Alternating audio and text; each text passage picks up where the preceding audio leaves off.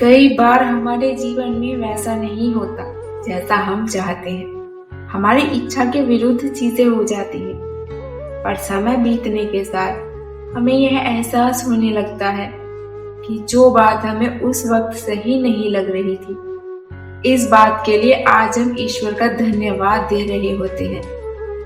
तभी तो कहते हैं कि जो हुआ अच्छा ही हुआ, जो हो रहा है अच्छा ही हो रहा है, और जो होगा वह भी अच्छा ही होगा। एक बार भगवान से उनका सेवक कहता है, भगवान आप एक जगह खड़े खड़े थक गए होंगे, एक दिन के लिए मैं आपकी जगह मूर्ति बनकर खड़ा हो जाता हूँ, आप मेरा रूप धारण कर घूम आओ। भगवान मान जाते हैं, लेकिन शर्त रखते हैं कि जो भी लोग प्रार्थना करने आए तुम बस उनकी प्रार्थना सुन लेना, कुछ बोलना नहीं। मैंने उन सभी के लिए एक प्लानिंग कर रखी है। सेवक मान जाता है। सबसे पहले मंदिर में बिजनेसमैन आता है और कहता है, भगवान मैंने नई फैक्ट्री डाली है, उसे खूब सफल करना।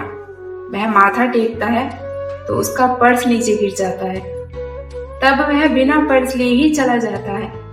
सेवक बेचैन हो जाता है।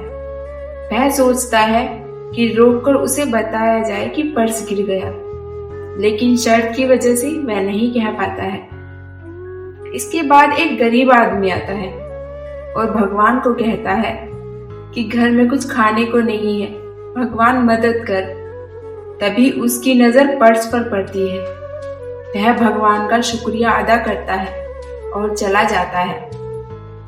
जो भी होता है अच्छे के लिए ही होता है। अब तीसरा व्यक्ति आता है। वह नाविक होता है।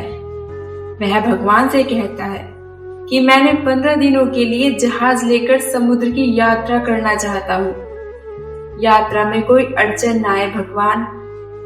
तभी पीछे से बिजनेसमैन पुलिस के साथ आता है और कहता है कि मेरे बाद ही नाविक आया है, इसी ने मेरा पर्स चुरा लिया है। पुलिस नाविक को लेकर जा रही होती है कि सेवक बोल पड़ता है। अब पुलिस उस गरीब आदमी को पकड़कर जेल में बंद कर देती है।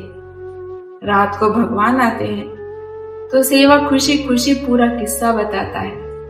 भगवान कहते हैं, तुमने किसी का काम बनाया नहीं बल्कि बिगाड़ा है।